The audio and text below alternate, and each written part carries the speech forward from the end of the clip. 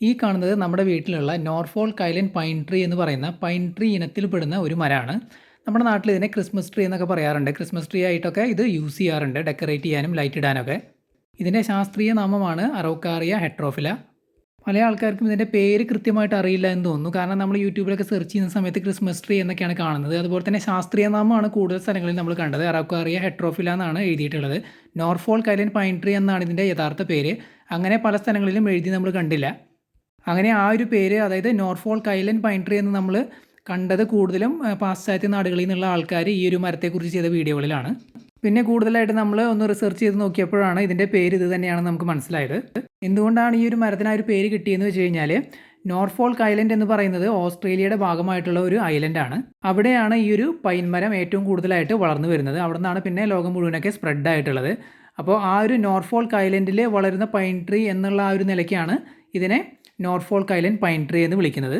ഇതാണ് ഈ ഒരു മരത്തെക്കുറിച്ചുള്ള ചെറിയൊരു വിവരണം. ഈ ഒരു വീഡിയോയുടെ പ്രധാന കണ്ടന്റ് എന്താണെന്ന് വെച്ച് കഴിഞ്ഞാൽ, നമ്മൾ ആ ഒരു മരത്തിൻ്റെ പ്രൊപ്പഗേഷൻ ചെയ്തിട്ടുണ്ടായിരുന്നു.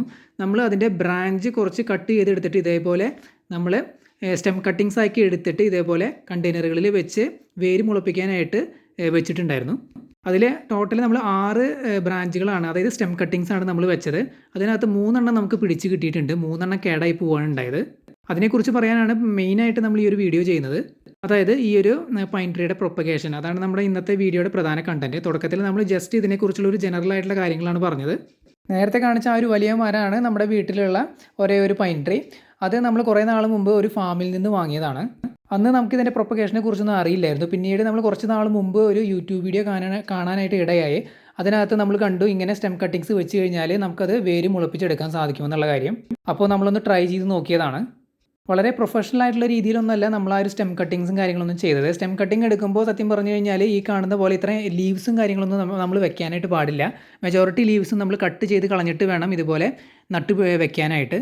കാരണം എന്താണെന്ന് വെച്ച് കഴിഞ്ഞാൽ, നമ്മൾ ഇതുപോലെ ലീവ്സൊക്കെ വെച്ച് കഴിഞ്ഞാൽ റൂട്ട് വരാനായിട്ട് കുറച്ച് താമസം പിടിക്കും.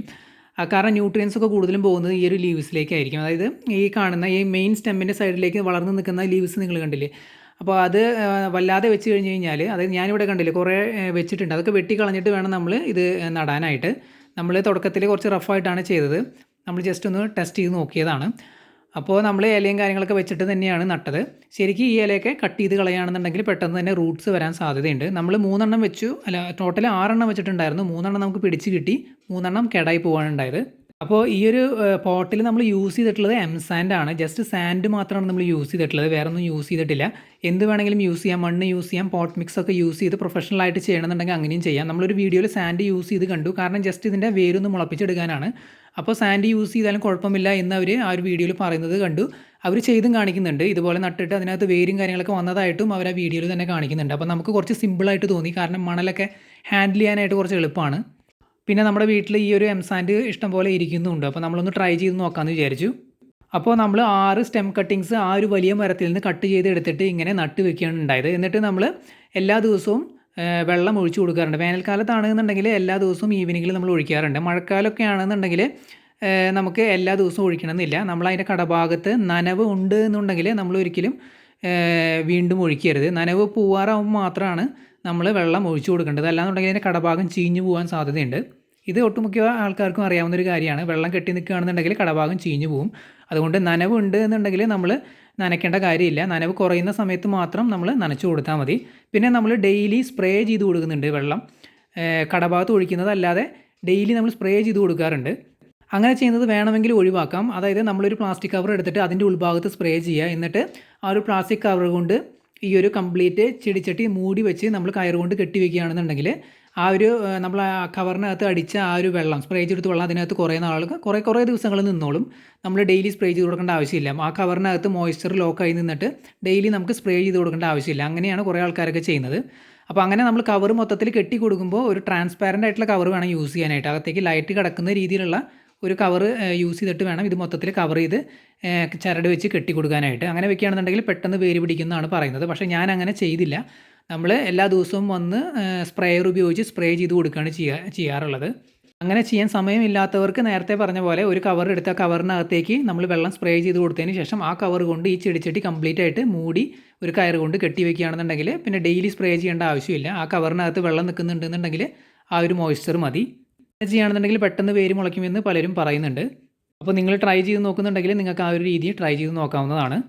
കാണാൻ നല്ല ഭംഗിയുള്ള ഒരു പൈൻ ട്രീ ആണ്. ഡെക്കറേഷനൊക്കെ യൂസ് ചെയ്യാൻ പറ്റിയതാണ്.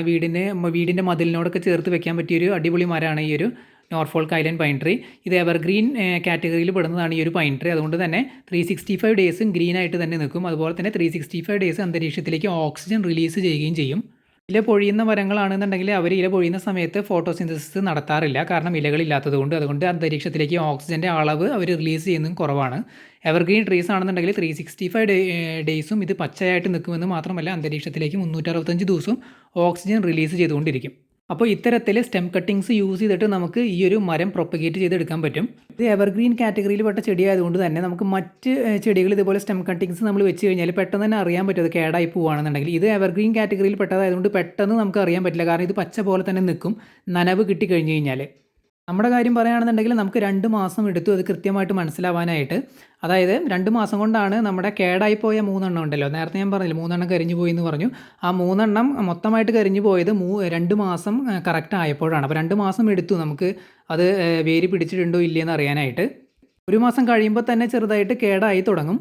അപ്പോൾ നമുക്ക് ഏകദേശം ഒരു ഐഡിയ കിട്ടുന്നത് വേര് മുളച്ചിട്ടില്ല എന്നുള്ളത്. 2 മാസം ആകുമ്പോൾ കംപ്ലീറ്റ് ആയിട്ട് നശിച്ചു പോകും. ഇപ്പോൾ ഏകദേശം 4 മാസമായിട്ടുണ്ട്. അപ്പോൾ 4 മാസമായിട്ട് 3 എണ്ണം അടിപൊളിയായിട്ട് തന്നെ നിൽക്കുന്നുണ്ട്. അപ്പോൾ അതിനർത്ഥം അത് വേര് പിടിച്ചിട്ടുണ്ട് എന്നുള്ളതാണ്. പക്ഷേ നമ്മൾ ഇതുവരെ ഇത് ഇളക്കി നോക്കിയിട്ടില്ല. ഇളക്കി നോക്കിയാലാണ് നമുക്ക് 100% കൺഫേം ചെയ്യാനായിട്ട് പറ്റുന്നത്. ഇതിൻ്റെ കടഭാഗം ഇളക്കി നോക്കുകയാണെന്നുണ്ടെങ്കിൽ നമുക്ക് ക്ലിയർ ആയിട്ട് അറിയാൻ പറ്റും ഇതിൻ്റെ വേര് മുളച്ചതും കാര്യങ്ങളൊക്കെ. വേര് തീർച്ചയായിട്ടും മുളച്ചിട്ടുണ്ടായിരിക്കണം. കാരണം ഇപ്പോൾ 4 മാസമായിട്ടുണ്ട്. 4 മാസമൊന്നും ഇത് ഇങ്ങനെ പച്ചയായിട്ട് നിൽക്കില്ല. നേരത്തെ പറഞ്ഞ പോലെ ബാക്കിയുള്ളതൊക്കെ കരിഞ്ഞു പോയ പോലെ ഇത് ഫുള്ളായിട്ട് തന്നെ കരിഞ്ഞു പോകും. എന്നാലും ഒന്ന് കൺഫേം ചെയ്യണമെന്നുണ്ടെങ്കിൽ നമ്മളത് എടുത്ത് നോക്കുക തന്നെയായിരിക്കും നല്ലത്. അതെനിക്ക് നിങ്ങളെയും കാണിക്കണമെന്നുണ്ട്. പക്ഷേ നമ്മൾ പോട്ട് വേറെ സെറ്റ് ചെയ്ത് വെച്ചിട്ടില്ല. അതായത് നമ്മൾ ഇതിൽ നിന്ന് വേറൊരു വലിയ പോട്ടിലേക്ക് ട്രാൻസ്ഫർ ചെയ്യാനായിട്ടുള്ള പോട്ട് കാര്യങ്ങളൊന്നും നമ്മൾ സെറ്റ് ചെയ്ത് വെച്ചിട്ടില്ല. അതുകൊണ്ട് ഈ വീഡിയോയിൽ നമുക്കത് കാണിക്കാനായിട്ട് സാധിക്കില്ല. നമ്മൾ വേറൊരു പുതിയ പോട്ടിലേക്ക് ഇത് ട്രാൻസ്ഫർ ചെയ്യുന്ന സമയത്ത് നമ്മളൊരു സെപ്പറേറ്റ് വീഡിയോ എടുത്ത് നിങ്ങളെ കാണിക്കുന്നതായിരിക്കും. അപ്പോൾ നമ്മൾ ഈ ഒരു പോട്ടിൽ നിന്ന് ആ ഒരു പോട്ടിലേക്ക് ഇത് എടുത്ത് മാറ്റി നമ്മൾ നടുന്ന സമയത്ത് നമ്മൾ ക്ലിയർ ആയിട്ട് നിങ്ങളെ കാണിച്ചു തരാം ഇതിൻ്റെ വേര് കാര്യങ്ങളൊക്കെ എങ്ങനെയാണ് മുളച്ചിട്ടുള്ളത് എന്നുള്ള കാര്യം. നമ്മളും എക്സൈറ്റഡ് ആണ്. കാരണം നമ്മളും ഇതുവരെ ഇത് ഇളക്കി നോക്കിയിട്ടില്ല. ഇതിൻ്റെ വേര് മുളയ്ക്കാനായിട്ട് വീഡിയോകളിലൊക്കെ പറയുന്നത് മാക്സിമം 1 മാസമാണ്. 1 മാസം ടൈമൊക്കെയാണ് പറയുന്നത്.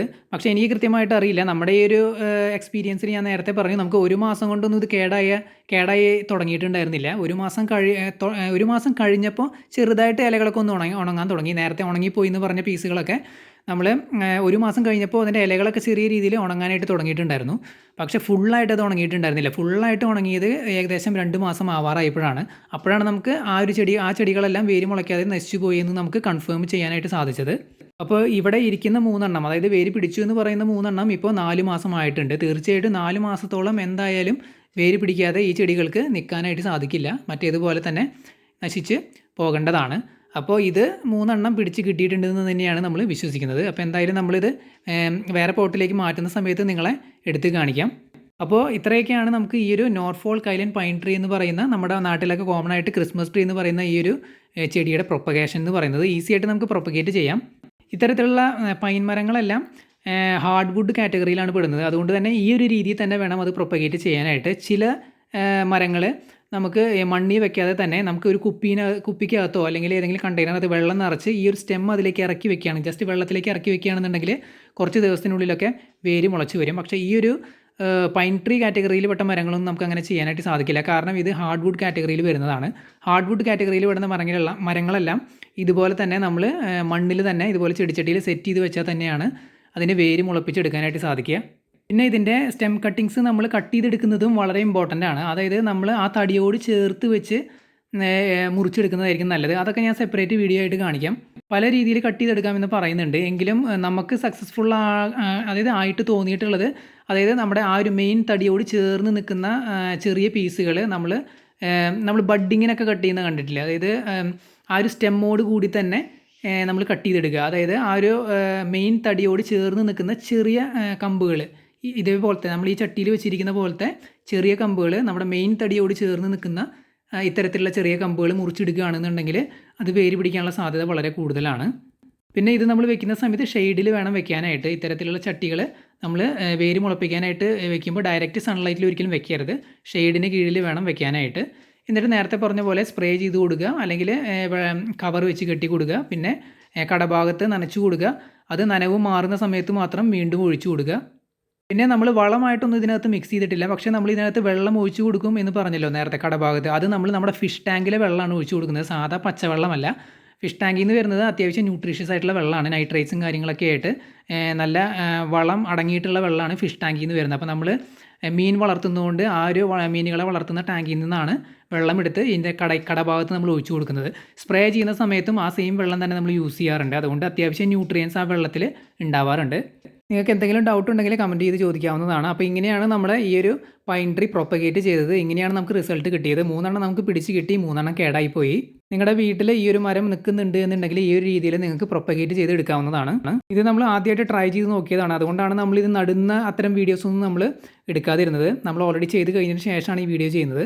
ഇനി നമ്മൾ രണ്ടാമത് ചെയ്യുന്ന സമയത്ത് നമ്മൾ ഫുൾ പ്രോസസ്സ് വീഡിയോ ചെയ്ത് കാണിക്കാം. അപ്പോൾ നമ്മുടെ ഈ ഒരു വീഡിയോ ഇവിടെ അവസാനിക്കുകയാണ്. വീഡിയോ എല്ലാവർക്കും ഇഷ്ടപ്പെട്ടു എന്ന് വിചാരിക്കുന്നു. പുതിയൊരു വീഡിയോ ആയിട്ട് നമുക്ക് വീണ്ടും കാണാം.